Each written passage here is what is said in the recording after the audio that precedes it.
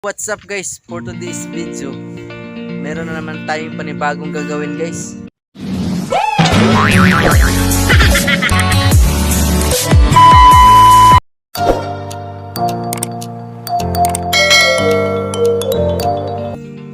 So ngayon guys, meron tayong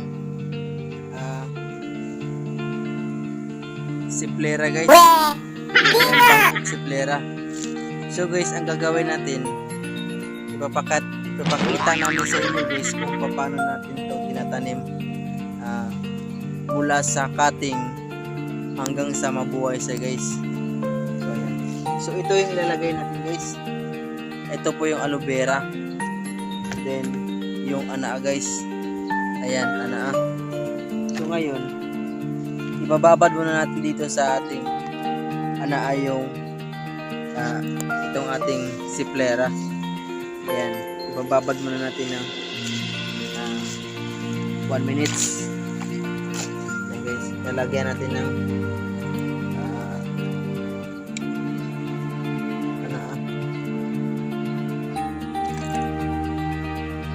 ayan guys, hindi makita guys, labo paningin.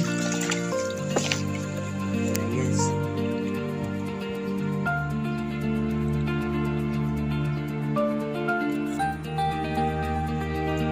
So ngayon guys, ito yung ating pagtataniman. Ito. Yan.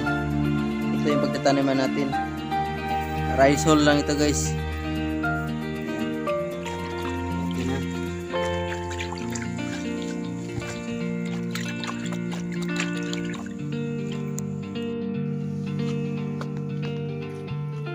So ayan na guys. Ito na yung unang gagawin natin guys. Mag-cuttings muna tayo dito ng ito, yung aloe vera guys. Ito aloe vera. Ipapahid lang natin guys dito sa kanilang babalatan na natin guys.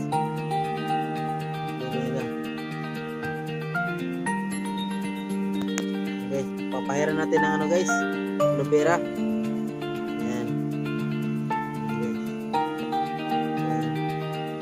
Bago natin lagyan ng kukupit guys. Guys, kukupit yan. Lagyan natin yan. Guys, bago natin siya ibaon dito guys sa ating pagtaniman. Yan lang guys. Tapos lalagyan natin.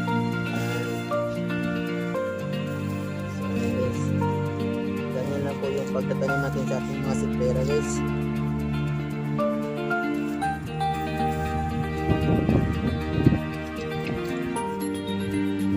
Okay guys, ito naman tayo sa pangalawa natin guys. So kailangan babalatan mo natin ng konti guys.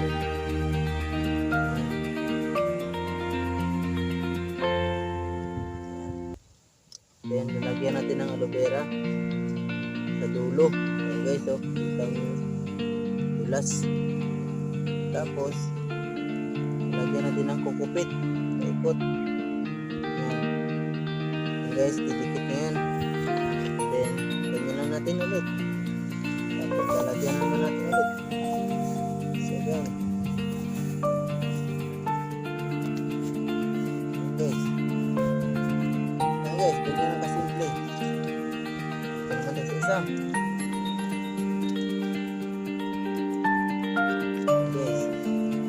Balatan na natin kunti. Lagyan natin aloe vera guys.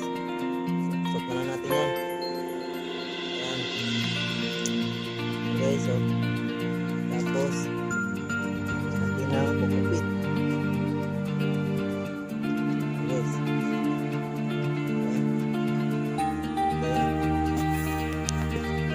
Babaon na natin dito.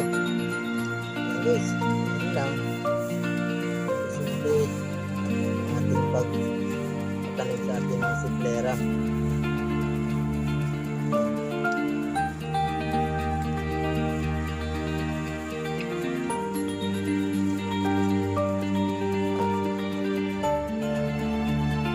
guys, tapos na.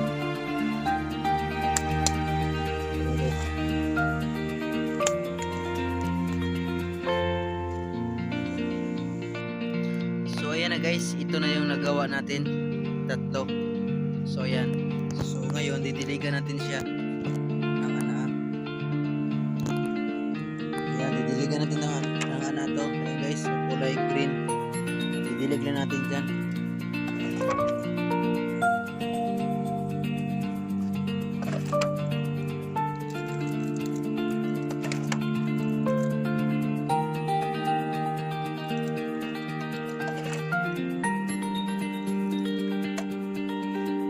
So ayan guys, so hihintayin na lang natin yung araw sa kanilang pagkabuhay guys. Ayan. Hihintayin na lang natin yung siguro guys mga 1 month or 2 months. Ayan. Basta guys, update ko kayo kung ano nangyari sa tinanim natin guys. So ayan guys.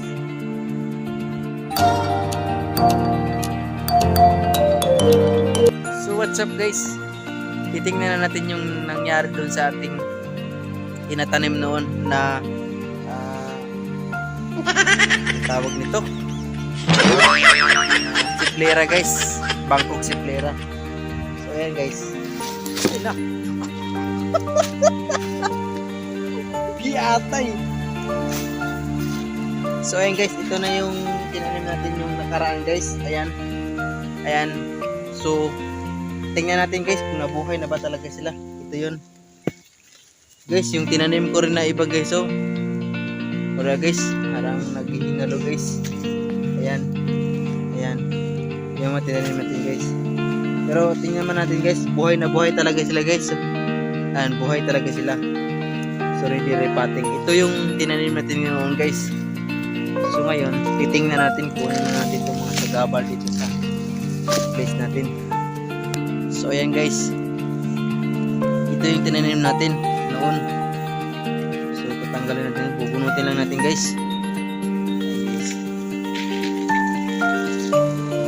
So ayan guys, talagang nabubuhay talaga siya. Ayan guys. So masyado kasi madilim guys, nandito tayo sa ayan guys, so buhay talaga siya, may mga ugat. Ayan. So ayan guys, titingnan naman natin yung iba. Ito guys, tingnan natin kung talagang buhay pa talaga.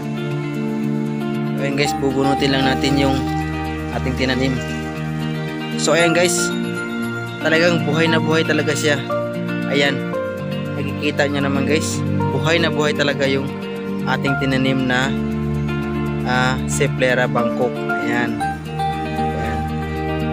So ito naman yung pangatlo natin guys. Ito yung pangatlo nating tinanim. So bubunutin lang natin yan. Yan na, ayaw nang bumitaw. Ayun na, nalaglag na. So ayan guys, kita nyo naman, talagang nabubuhay talaga sila. Ayan guys, ayan oh. So guys, buhay na buhay sila.